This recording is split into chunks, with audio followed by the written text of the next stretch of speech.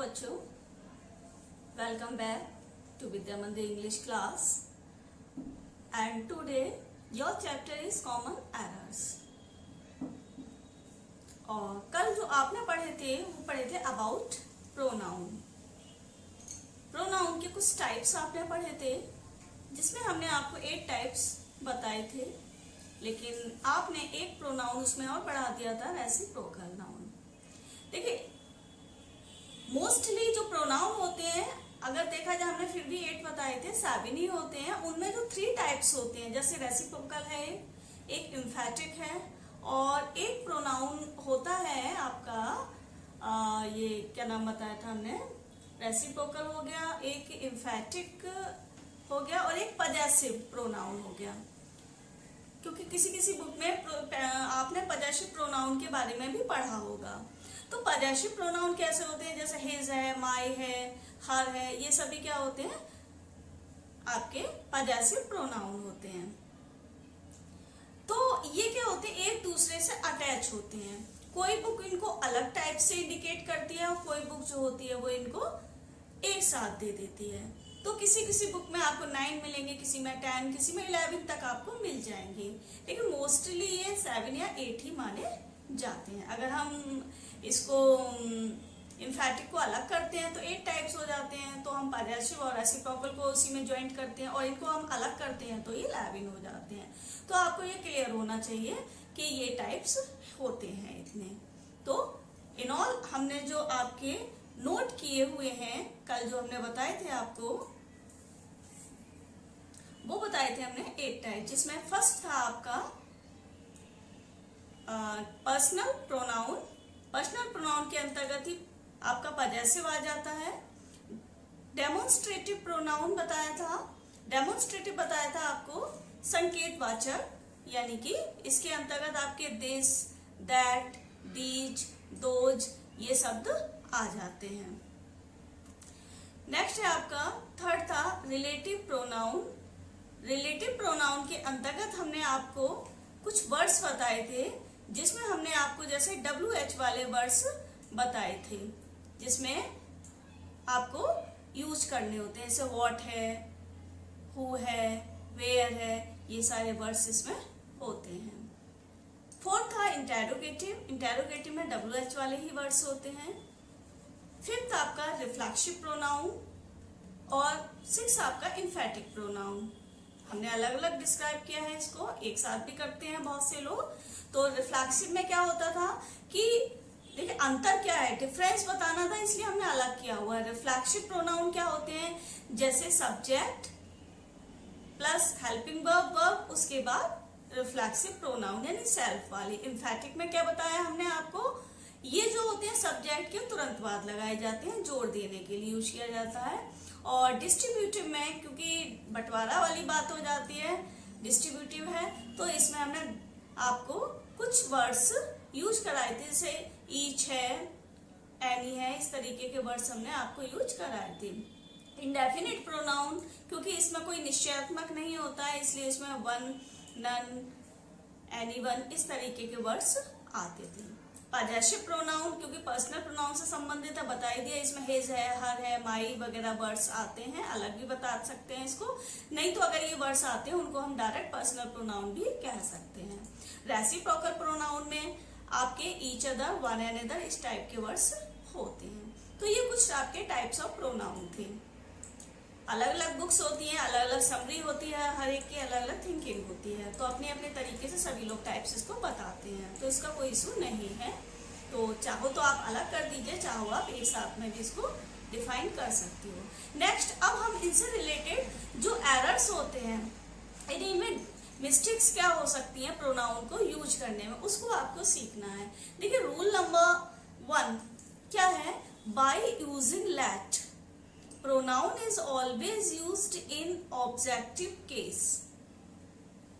क्या, by using let, यानी कि let का प्रयोग करने पर जो प्रोनाउन होता है वो हमेशा किस रूप में यूज होता है, ऑब्जेक्टिव केस में यूज होता है। अब ऑब्जेक्टिव केस क्या होता है, आपको अभी हमने डायरेक्ट इनडायरेक्ट पिछले चैप्टर्स में बताए थे।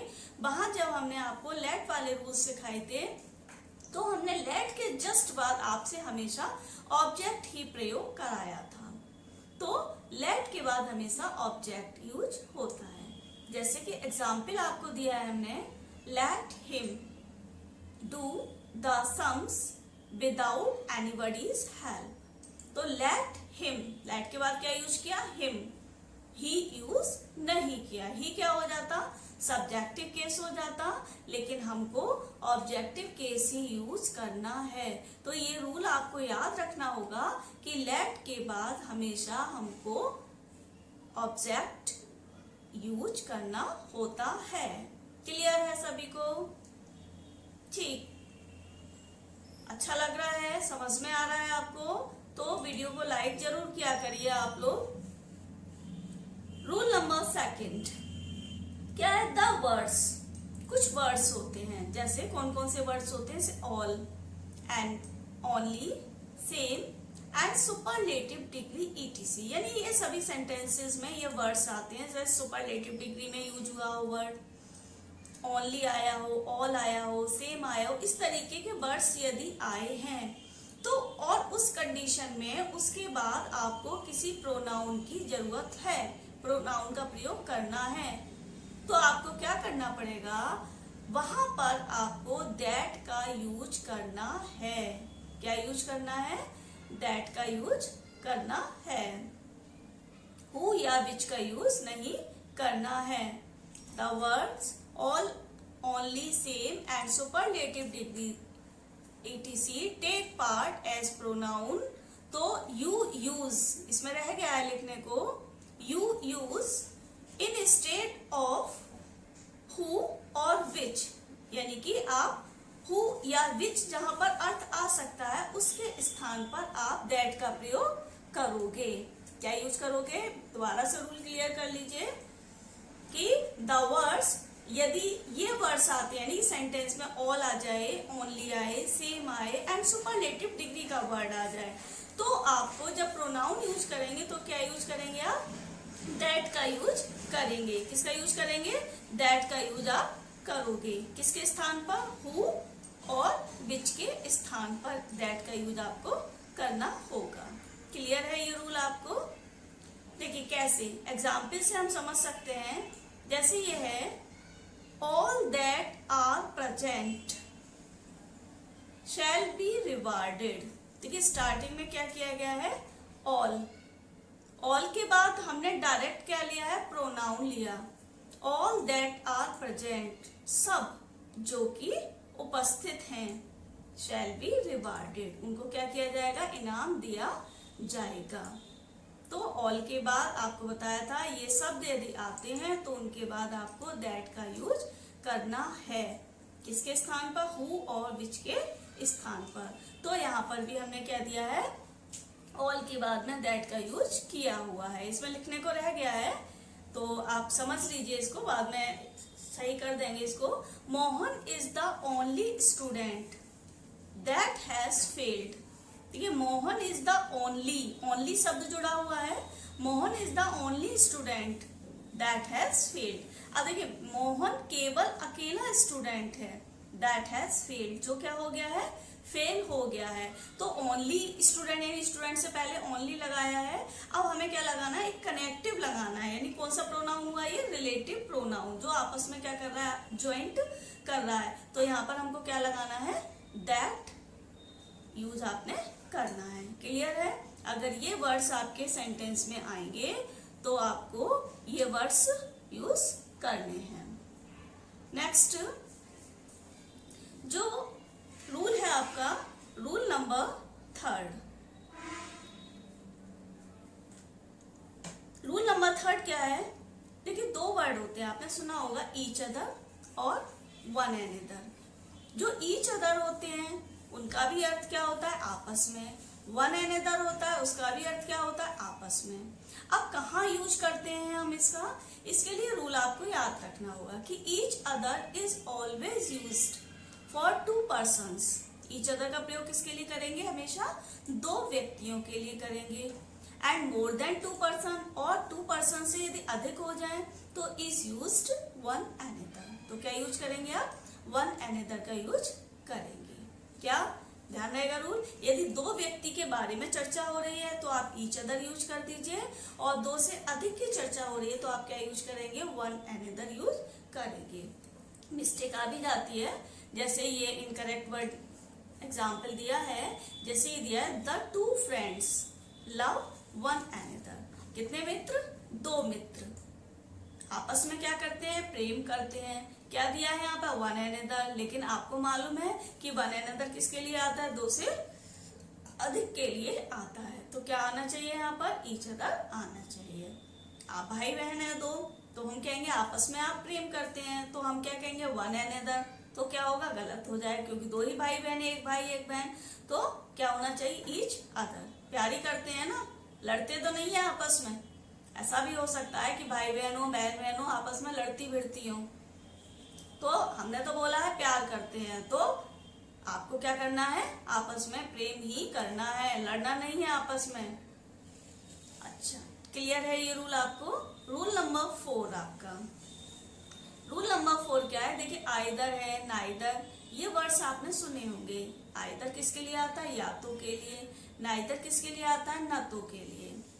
Are used for two persons, either neither का यूज किसके लिए करते हैं, दो व्यक्ति या वस्तु के लिए किया जाता है, लेकिन एनी और नन का प्रयोग दो से अधिक के लिए प्रयोग किया जाता है। ध्यान रहेगा, either neither are used for two persons, either neither का प्रयोग कितनों के लिए, केवल दो के लिए, और एनी नन किसके लिए यूज करते हैं, मोर देन, यानी इससे अधिक के लिए। जैसे एग्जाम्पल दिया, नाइदर अलका नॉर ही, यानी कि दो हो गए, अलका और ही, गोज टू स्कूल, कहाँ जा रहे हैं, स्कूल जाते हैं।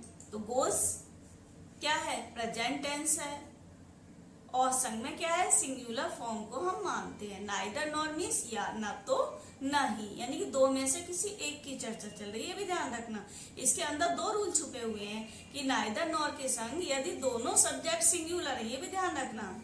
यानी एक सेंटेंस के संग आपके ये 2-3 रूल छुपे हुए हैं कि नाइदर नॉर के संग यदि दोनों सब्जेक्ट सिंगुलर हैं तो आपकी वर्ब जो आएगी वो क्या आएगी, सिंगुलर आएगी। और यदि एक सिंगुलर है और दूसरी क्या है, प्लूरल है, तो आपकी जो वर्ब आएगी वो प्लूरल नंबर की ही आएगी। ध्यान रहेगा। नेक्स्ट रूल क्या है, वो एग्जाम्पल है, none of the students, none किसके लिए, दो से अधिक के लिए है, तो नन ऑफ द स्टूडेंट्स यानी स्टूडेंट्स में कोई नहीं स्कूल जाता है। तो ऐसा तो है नहीं कि दो ही स्टूडेंट्स हो, तो बहुत अधिक है, दो से अधिक की चर्चा चल रही है, इसलिए यहाँ पे क्या लगाया हमने, प्लूरल नंबर की वर्ब यूज की है।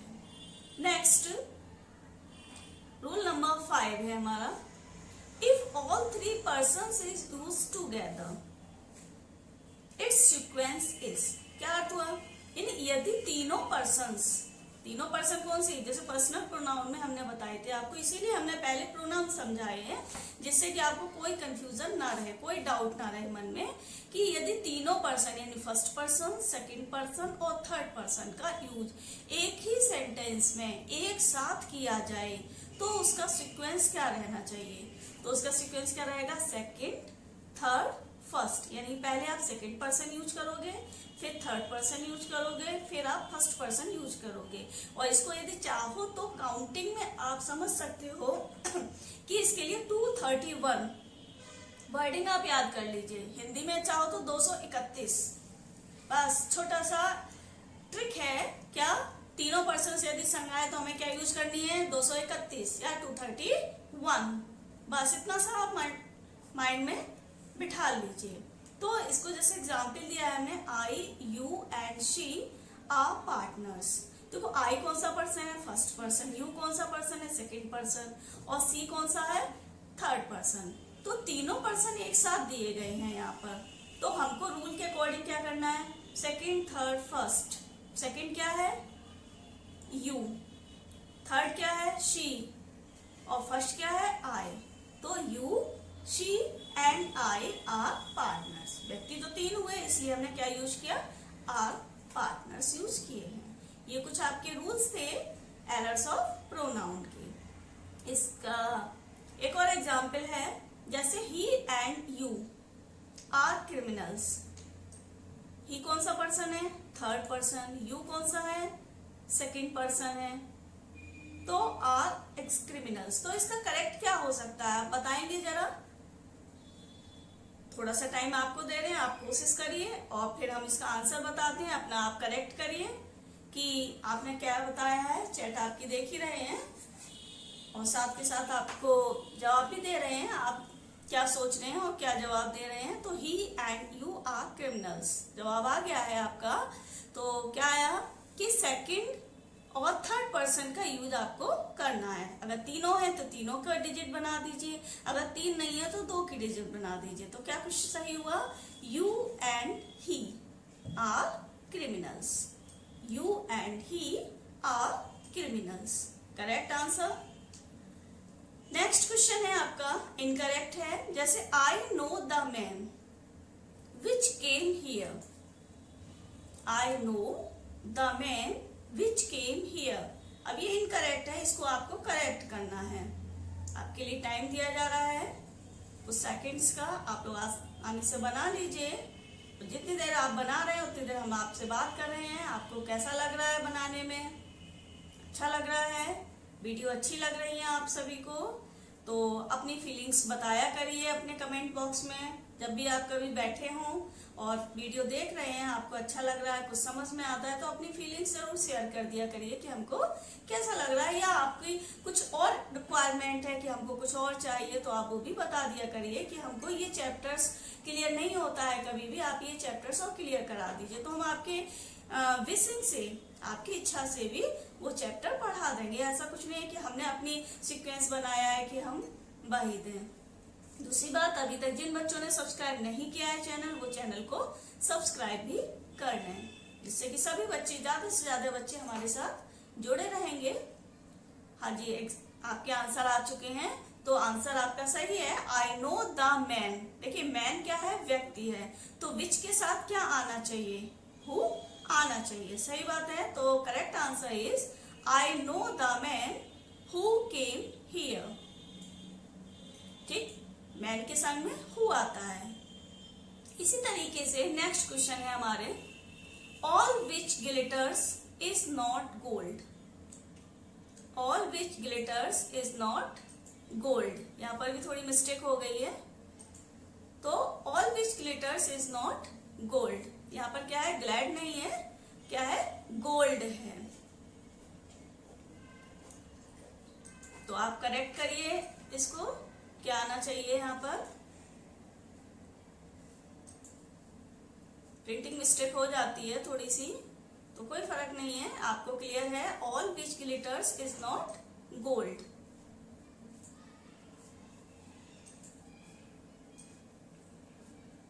चलिए आंसर आपका आ गया है।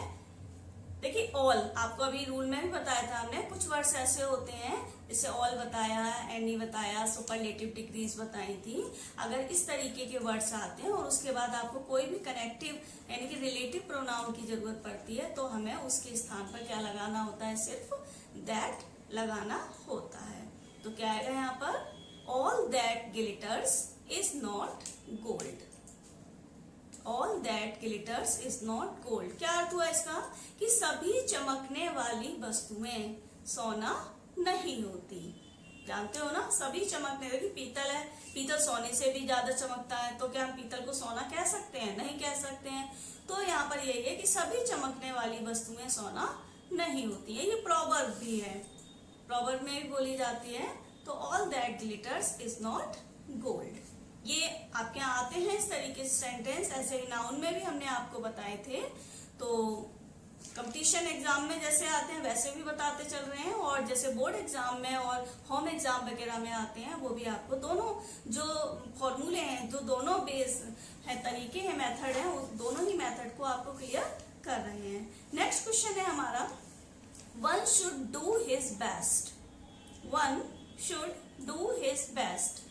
तो इसमें सही आंसर क्या होगा? चलो देखें आप, one should do his best.